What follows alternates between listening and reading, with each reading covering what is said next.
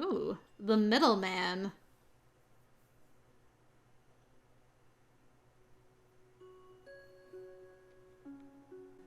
You will fail, dearest heart, because you do not know what it means to be a witch. We feed off negativity and chaos. Love serves us no power. You will see that in time.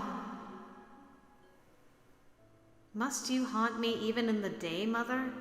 Uh-oh, it's getting worse. I stifle a groan. Every time I close my eyes, I see Mother smirking at me, which nobody wants to see. I pull my hand away from my face and survey the councilmen gathered around the table. All of them are focused on Father.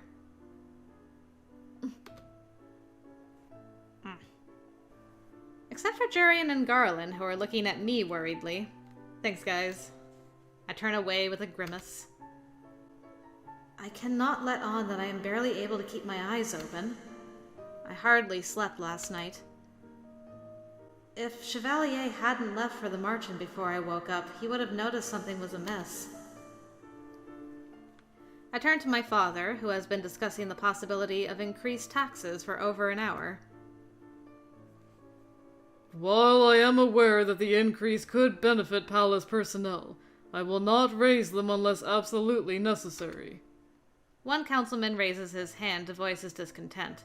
He insists that the increase in taxes would help the knights. Jurian scowls. Rest assured, His Majesty amply compensates us for our duty. The councilman looks disgruntled by Jurian's rebuttal. Clearly, he was not expecting the commander of the Order of the Caldera to argue against increased funding. Jurian's a good 'un. The conversation makes its way around the table until it is my turn to speak. I am not afraid to voice my agreement with my father. Before, I would not have cared about the consequences of raising taxes, but now, after getting to know Angielle's citizens, I understand the ramifications of our actions. But it is as if no one hears my opinion. The counselors do not respond to me at all, instead continuing the conversation as if they have not heard me. It is not unsimilar to a group of adults ignoring a child's commentary. My irritation builds as the counselors continue speaking of their so-called benefits. Until electricity? Oh, I pound a fist onto the table. Are you done? Because while you all clearly have your wallets in mind, I am thinking of the kingdom. A tense silence fills the throne room. My father's surprise is fleeting. He quickly takes charge of the conversation again. I clasp my hands in my lap and flinch when electricity snakes through my fingers. I clench down on the magic, trying to quell my panic. I am in control. Luckily, the electricity fades as the meeting comes to a close. Still, I do not miss the nervous looks the councilmen throw over their shoulders as they exit the room. After they leave, only my father and the two knights remain. Your Highness, are you okay? I am fine. The words come out sharper than I intended. Why am I so mad? I ball my hands into fists and try again. I am fine. Your eyes are glassy. They are not. This is how I felt when I was first learning to control the Tenebrarum. If I don't manage it properly, the negative emotions stored in it can influence my mood. I eye the electricity sparking at my fingertips and sigh. I apologize. I did not intend for that outburst to happen. I promise I am fine. Garland offers a hesitant smile. If there's ever anything we can do to help, please don't hesitate to call on us, Princess. We may not be advisors, but we'll serve however we can. Jurian nods. I personally think you've been overworking yourself. No, I just have not been able to sleep. There have been certain extenuating circumstances involving the Tenebrarum. My eyes flit to my father. I wonder, vaguely, if he is thinking about my mother's loss of control when he looks at me. I have been working with the witches to resolve the problem, so there is no need for concern. I have faith in you, Lucette. I always will. But nonetheless, I echo Jurian and Garland's offer. I hope you will not hesitate to speak with me if you need the help. I offer a tired, grateful smile. Thank you, Father. Though we are still in the process of mending our relationship after years of silence, I appreciate that he is actively taking steps to make things right between us. And you called him Father. I rise from my seat. If I may be excused, I have an errand to run. After leaving the throne room, I steer myself in the direction of the Marchen.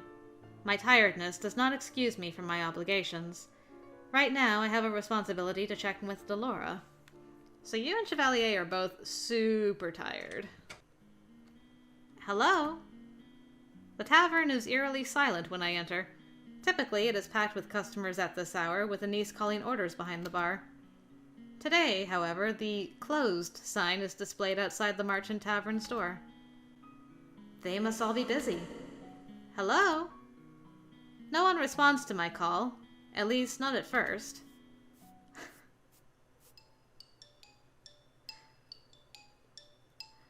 Do I hear Mr. Broom music? Then I hear the unmistakable sound of sweeping coming from the corridor. Oh no.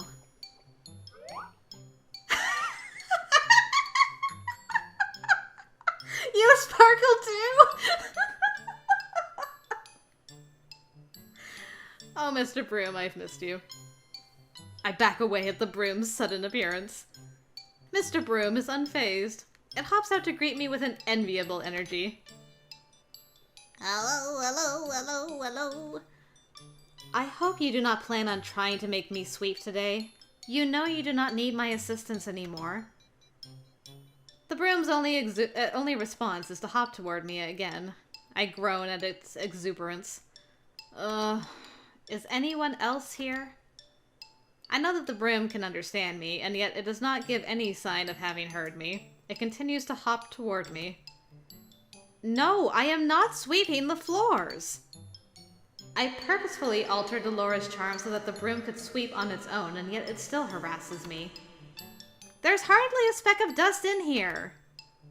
I falter when I notice the dusty footprints by the doorway. Were my shoes really that dirty? The broom is restless. It seems to quiver with anticipation. Oh, please don't put it like that.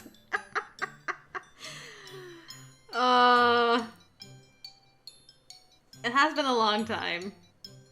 You know, sweeping might help her work out some of her frustrations and make her think of better times. I hold up my hands, defeated. Okay, if I'm being honest, I just want Lucette to sweep with Mr. Broom. I don't really care if it's the right option or not. It is an obstinate thing, and I will not desist until I sweep away the dirt I tracked inside. Fine, but once I sweep up my tracks, you will leave me alone. The broom throws itself into my hands, then it rushes forward, pulling me with it. Whoa, not so fast! The broom, of course, does not heed my words. My anger soon fades. I blame the nostalgia. It makes my mind stray. I was hoping. Before I know it, I am remembering the first time I came to the Marchen. Back then, I remember thinking that being forced to work here was the hardest thing I'd ever done. Even small chores like sweeping seemed a terrible punishment. I was irritated that Parfait and Delora forced me to work when, in actuality, they were only teaching me how the world worked. And Parfait... I always took her company for granted. But now she's gone, and she's never coming back. Oh, what's this?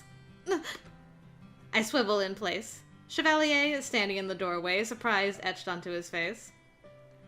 I realize that though the dust has been cleared away, I am still clutching the broom. It looks like you two are getting along. I peel my hands off the broom with a sigh. The broom attacked me. Ah, and here I thought you looked like you were having fun. He steps forward and the smile fades. You look lost in thought. Is there something on your mind? I was just remembering the first time I had to sweep with Mr. Broom. Parfait put a ribbon on him because she thought it would somehow make the situation better.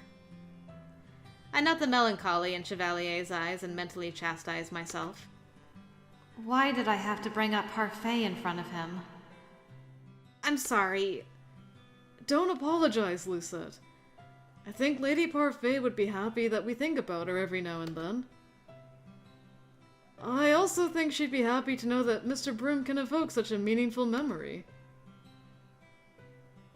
What's meaningful? Anise is suddenly standing behind us, a quizzical smile on her face. Oh, Lady Anise! I checked the sound we'd heard outside and discovered the Princess and Mr. Broom. As always, they make the second most perfect duo. Second? You and I are the first. Naturally. Anise beams at me. I'm going to assume you aren't here to sweep. But then, why are you here, Princess? I came to speak with Delora and Cinna. Ah, Cinnamon and Lady Delora are in a meeting with the fairies. They should be back soon, though. If you'd like, I can make you a cup of tea while you wait. I was just going to make some for Chevalier and me.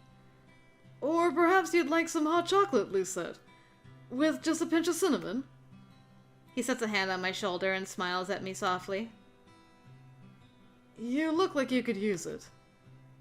My shoulders sag beneath his hand. As always, Chevalier can see right through me. He is so thoughtful and caring. I was, not prepared. I mean, he kind of was in the first game, too, but he was so flirtatious with everybody. It was hard to get to, the core bit of him being so thoughtful, and now I'm just drowning in thoughtfulness. Some hot chocolate would be nice, thank you. I follow them into the reception room. I spend the next few hours discussing the day's events. As always, I let my guard down in front of the two of them. They are both excellent listeners. I have a lot to learn from them. Day fades to night, and stars soon blanket the sky. I am considering sending a messenger for Delora when the door opens and the woman in question steps inside. Well, well, if it isn't my favorite princess. Emmeline would be offended. Well, it's a good thing she's not here, then. Chevalier smiles at her mischievously. You're just glad she's not here because her innocent sparkling eyes would break your resolve. Huh. So even the ice-cold Delora has a soft side? Cinna is standing in the doorway, arms crossed. Did you just call me ice-cold, Cinnamon? You don't know what that means. Cinna grumbles as he takes a seat at the settee. Delora watches him, looking exasperated. I wonder if something happened at their meeting. Delora seats herself beside Anise and looks at me expectantly. So, what's the news with the Tenebrarum? Have you noticed any disturbances? Well, I bring up the surge of negative emotions I've been experiencing today. Delora crosses her arms and sighs.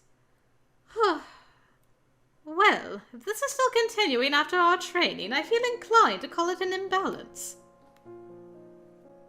Or maybe your training isn't as effective as you think. Oh? Would you like to take over the princess's training? Ah, first blush. Cinna turns away, cheeks flushed. Cinna, I think the princess has made her case. This is something the two of you need to resolve together. Cinna rises with a scowl. I've said this before. There is nothing to talk about. Now, if you'll excuse me, I have other, more pressing matters to attend to.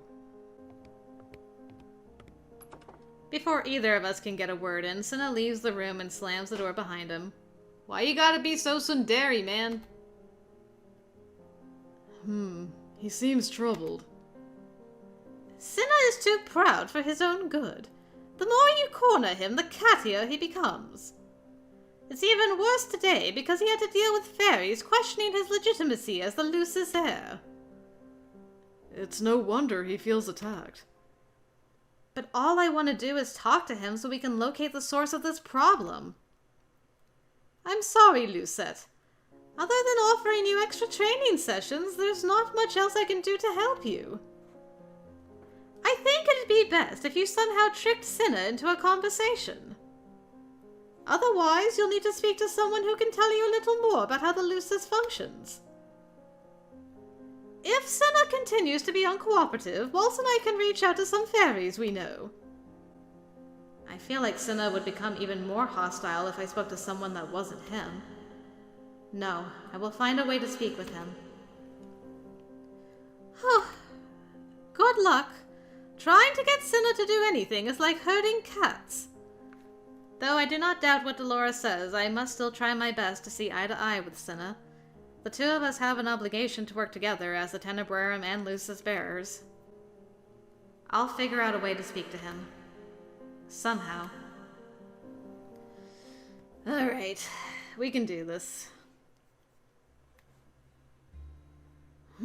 Perhaps we can bribe him. With what? Insects? Chevalier and I are walking back to the palace together, brainstorming ways we can force Cinna to converse with me. Cinnamon's favorite hobby is bug catching, so it has merit as an idea, but I refuse to wave a net around and catch insects with him. I doubt you'd need a net.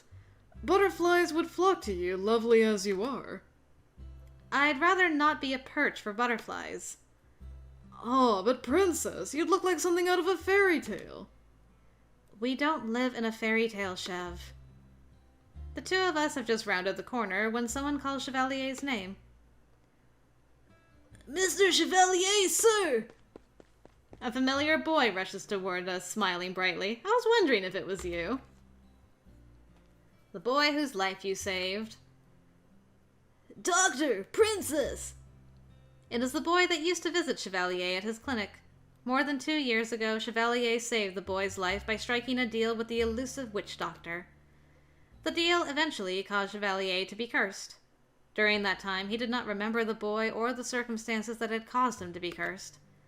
Since the curse broke, however, the boy has been visiting Chevalier and watching him work when Chevalier permits it. I have not seen him since Chevalier made preparations to give the clinic to a niece. What a serendipitous meeting! To what do I owe the pleasure of your company, little sir? Chevalier crouches down beside the boy, and I cannot help but smile at the sight of them.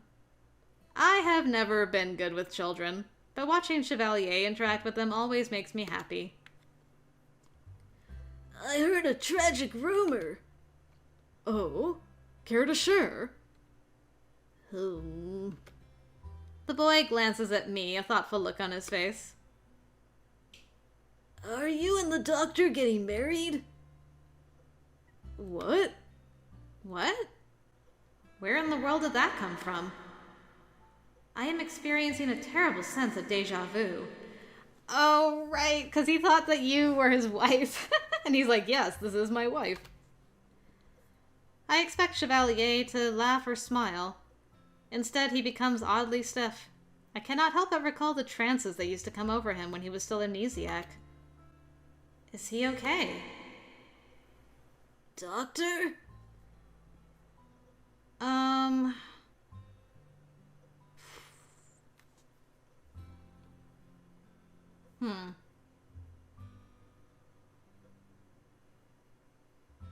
I don't know what to do here. Trying to think how this would go down. Like, if she addressed him, he might be too deep in thought, or he might feel put on the spot now by both the boy and Lucette. If she answers the boy, I'm sure she'll say something really sweet, probably, which might cheer him up. I don't want her to answer for him, though, at the same time, but let's try answering the boy. I lean down to address the boy directly. I do not know what this has to do with any rumors, but no, I am not married to the doctor. He is very special to me, though. The boy looks at me skeptically. Are you getting married soon, then? I falter, unable to give the boy a straight answer. If Chevalier proposed to me, he would be by my side always. I would get to see his smiling face every night, and he would, by extension, be next in line for the throne. I look at Chevalier, who catches my eye and smiles awkwardly. After a few moments, I smile back at him. Chevalier already worries enough about being accepted by the nobles. That sort of commitment would overwhelm him. I understand this, even if the reality of it is disheartening. But I cannot stand to see that sorrow on his face, so I speak the truth. I think that maybe someday we will be, yes. I say the words for the boy's benefit, but it is Chevalier who seems more surprised, looking at me so owlishly that I cannot help but laugh. Marrying a doctor as nice as Mr. Chevalier would be an honor for a princess. Aw, he's blushing. That's so cute. Lucette, that's... What? Is the great Chevalier, master flatterer, at a loss for words? The way his eyes, his glasses, that's some fancy LED shit in his glasses, my goodness. Dang, man. You are magical. Never! I could never run out of compliments for you. I am relieved to see him return to his normal self. Me too. Even if the things I said were embarrassing. Suddenly, the boy steps toward Chevalier, expression somber. I heard rumors that you were closing the clinic, that you were going to start living in the palace, and I thought it was because you were marrying the princess. Ah, I'm afraid you've been misinformed.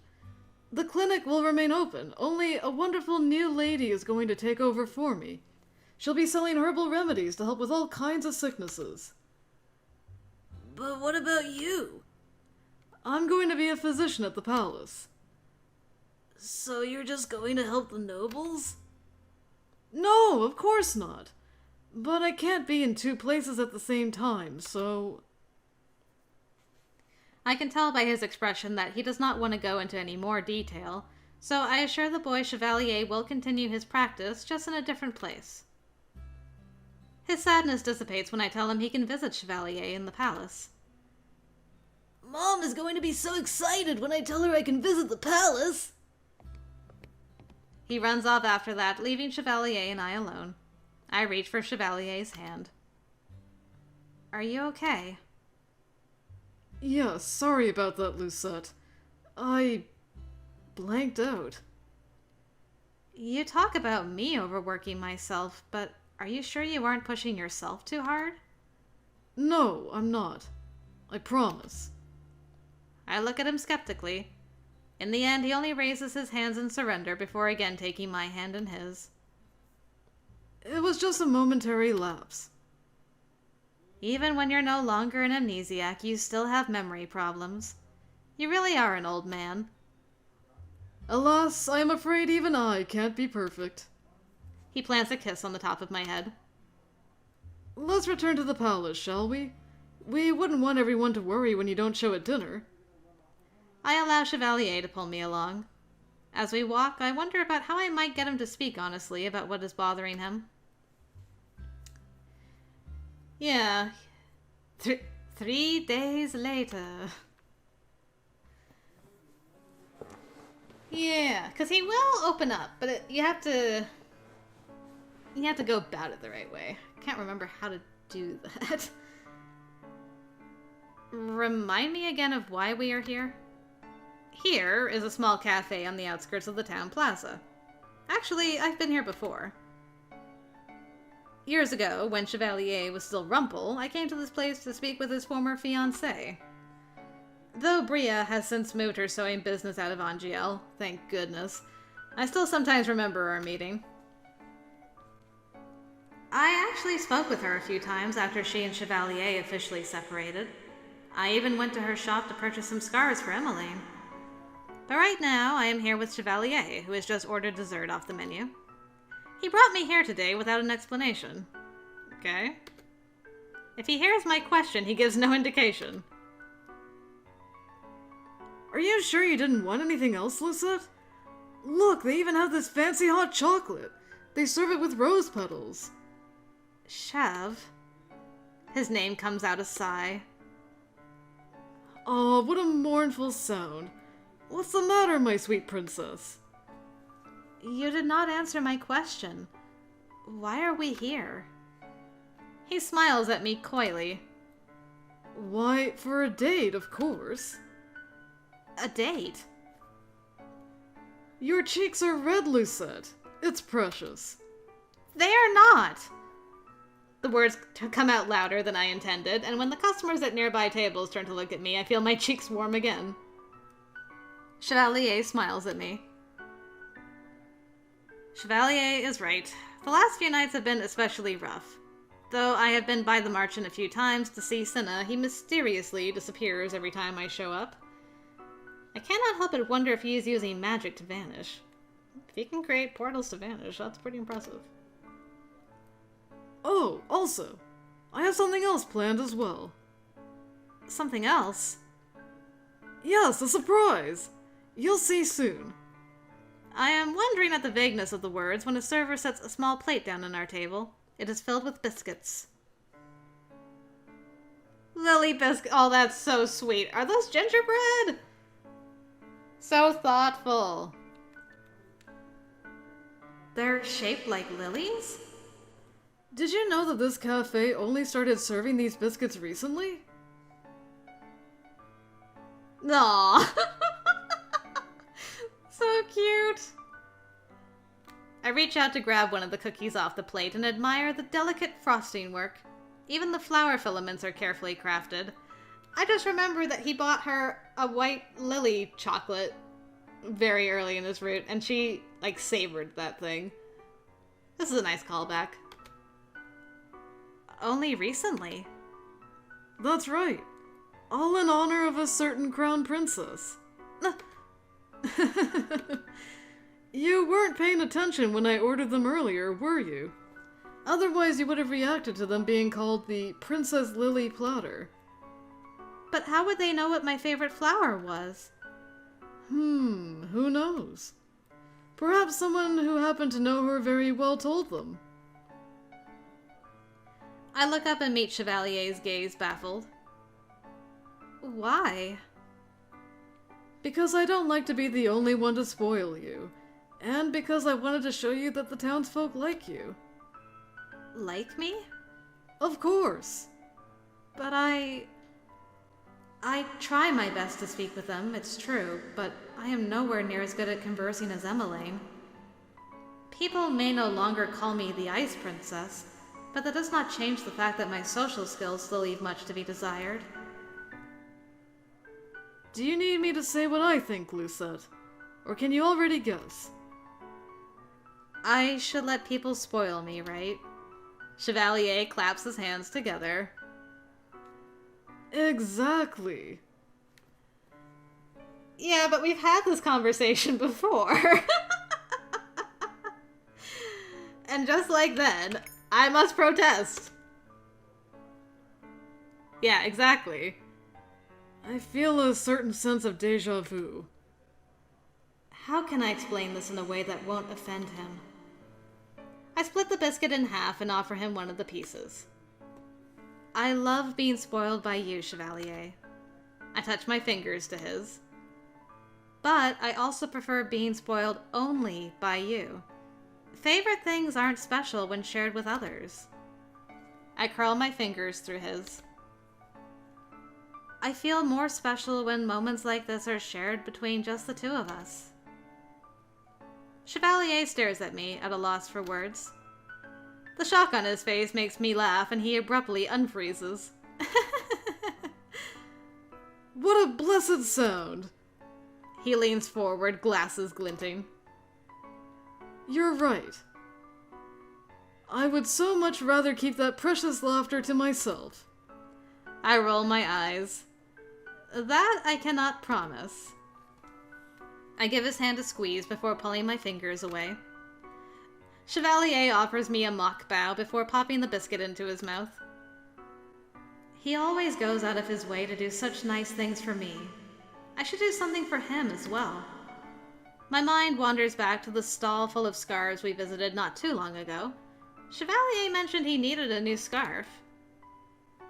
He no longer wears the scarf Bria made him, but because Chevalier is Chevalier, he puts other people first and never thinks about what he needs. Princess? Suddenly, his face is mere inches away from mine. I startle and fall back into my chair. Why must you always get so close? It's a lot easier to read your mind when I can look directly into your beautiful golden eyes. This is one time where I really don't want him to read my mind. He is perceptive to a fault. How can I surprise him if he sees it coming? Well, that was abrupt. And here I was under the impression that this was a meeting for 3.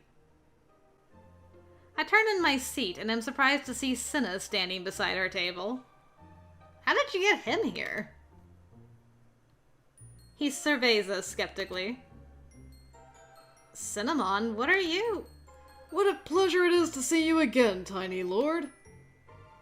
Call me that again and I'll burn your biscuits. But who will butter my biscuits?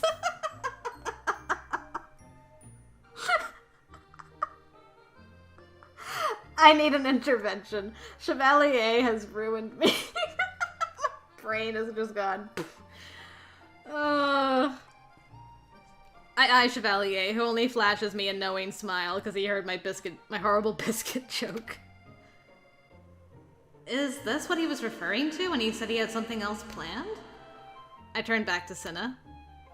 You will not set anything on fire. Please sit, Cinna. I cannot lose this opportunity to speak with him.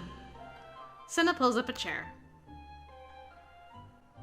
So, since the old man is the one that called me here, I'm going to assume you want to talk about the Tenebrarum and Lucis. He eyes Chevalier.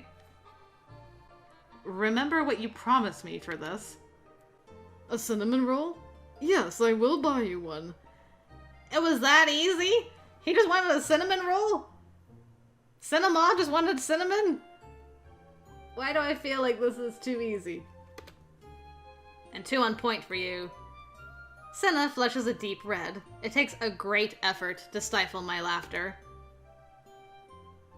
Cinna, the most precious cinnamon... You don't want to finish that sentence.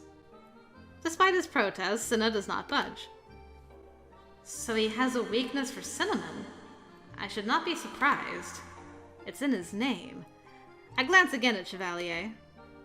So this was not just a date. He set up this time for Cinna and I to meet. Leave it up to Chevalier to find a way to make this work. To answer your earlier question, yes, that is correct. You have heard what I told Delora. I have. And?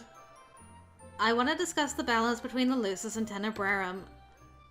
As I said before, that's not necessary. I don't intend to change the way I'm handling the Lucis. He is acting like a petulant child. What do you mean by handling the Lucis? Cinna raises an eyebrow. I don't need to explain it to you. All you need to know is that I don't intend to succumb to the crystallum the same way my cousin did. Like Lady Parfait? Like Parfait? We speak at the same time. What are you two, parrots? Please explain, Cinna. There's nothing to explain. I just told you. I plan on doing things differently from my cousin. I will not make the same mistake she did. Here he falters, and for a few moments his bravado fades and he looks uncertain. He looks young, like his age. I imagine he must have been very fond of Parfait. So, we know Parfait got very weak and sick during the war. But we don't really know why, other than she used a lot of power. Maybe it was because of the way she handled the Lucis and he doesn't want that to be repeated with him? But what does that mean? Senna. I lean forward. I know what it's like to have to take over someone else's job without being prepared for it. I understand wanting to do things differently. I'm doing things differently than my mother, after all. But I also know that I need to explain those differences to others, because my decisions impact all of Angielle. That is why I want you to speak to me. Your plans impact both of us. Senna refuses to meet my eyes. Cinnamon? Eventually, he grumbles and looks up. That's Senna. And fine, I'll talk, but you have to promise not to interrupt. I glance at Chevalier, who nods at me encouragingly.